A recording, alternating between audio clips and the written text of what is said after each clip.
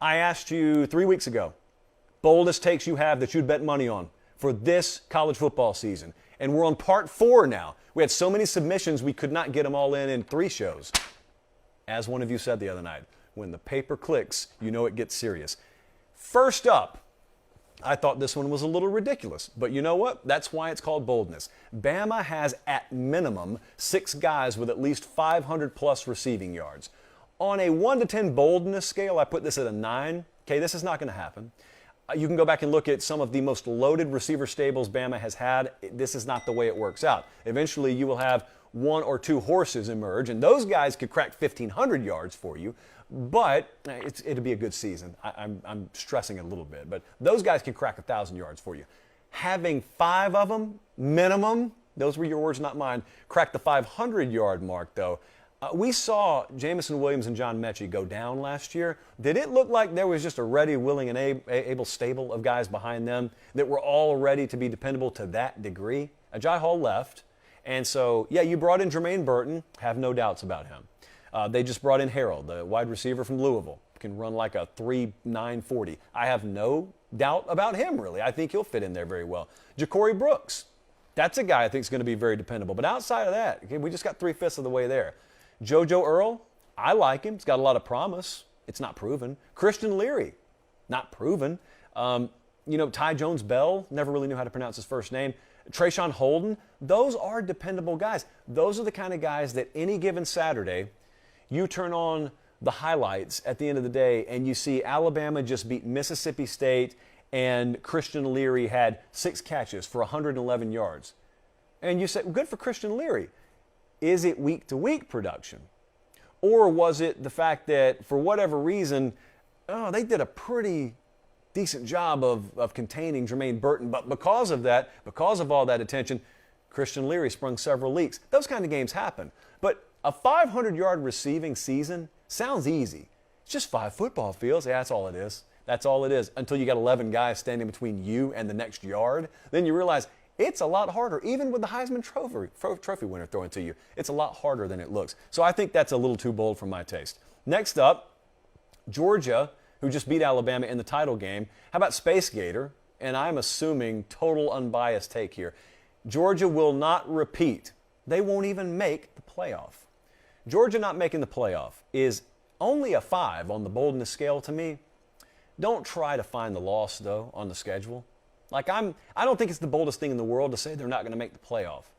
But at the same time, I'm not about to tell you, and it's because they're going to lose to this team or this team or this team. That's not the way this stuff works. Okay? Speaking of Alabama, 2 years ago, they had what I think is Nick Saban's best team in 2020. It was the COVID year. It was weird. They played all SEC schedule. They just completely splattered everyone, including Ohio State in the national title game. Well, then last year, the follow-up year, they lost a bunch of talent, like Georgia just did. Where did they lose? They lost as a 3-touchdown favorite. No one saw that coming. So my point is, when you look at Georgia's schedule, no one's predicting them to lose to Oregon. No, I'll tell you where Georgia's Texas A&M landmine on here would be. It'd be like at South Carolina or at Missouri.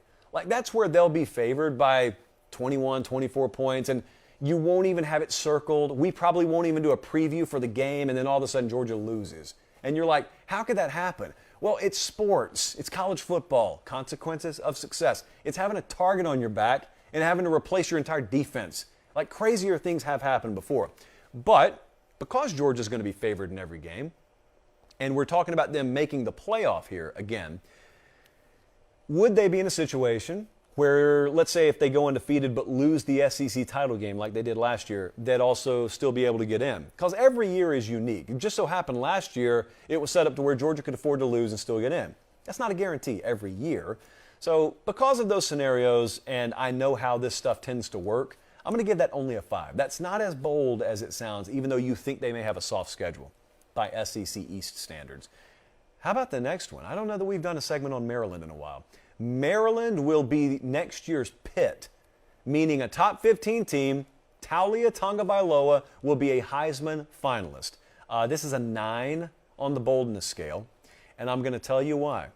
Some of you let yourselves fall asleep on conference realignment, and you still hear Maryland, and you think ACC. Well, friends, they're not in the ACC. So while you may be thinking, oh, maybe they'll go yawn their way through wins at Duke, and maybe they'll get by Wake Forest and Syracuse. No. That's not what has to happen here. They got to play at Michigan and then Michigan State back-to-back. And then a little bit later in the year, they got a nice 3-week stretch that takes them to Wisconsin, to Penn State, and then Ohio State.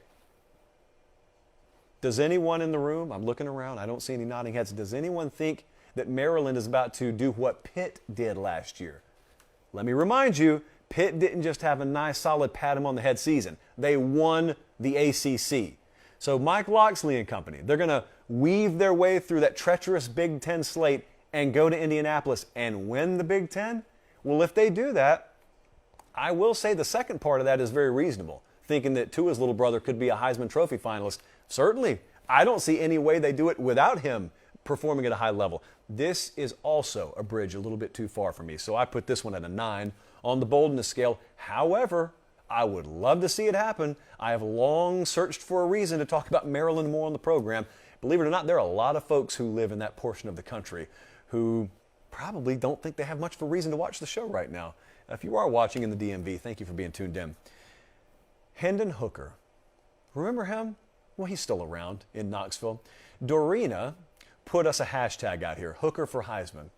And I can only imagine what a lacrosse fan thinks that means. But Hooker for Heisman will actually be a thing this year. That is her bold prediction. This is a 4 to me. I don't think it's that bold at all. Hendon Hooker was well on his way to establishing himself in that vein last year. I mean, he wasn't Bryce Young, who ultimately won the award, but he was 4th in yards per completion in FBS last year. Of course, he had the 31-3 touchdown to interception ratio, had 600 yards on the ground to boot, so you got the dual threat capability there. Here's what would have to happen for Hendon Hooker to be a Heisman Trophy finalist. They would have to probably start off 4-0, which is doable. They got a trip to Pitt, and they got a home date against Florida.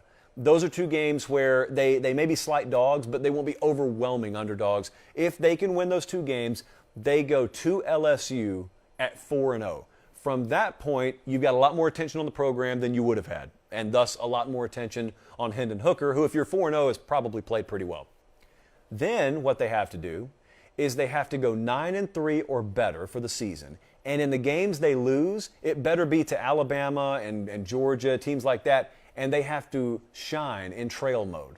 Meaning, if they're trailing Alabama 34-17, Hendon Hooker needs to be throwing the ball in catch-up mode, and they need to be putting up big statistical numbers even if they lose the game, because at the end of the year, you know as well as I do, it's just a stat award.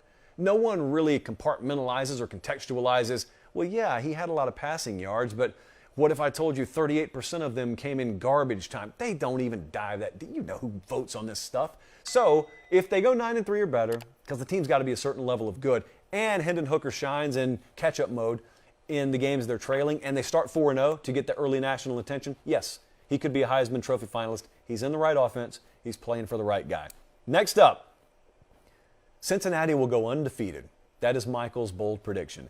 This is a 9. I have gone virtually bold across the board tonight to a degree that I'm not willing to travel with you. Michael, I don't think this is happening.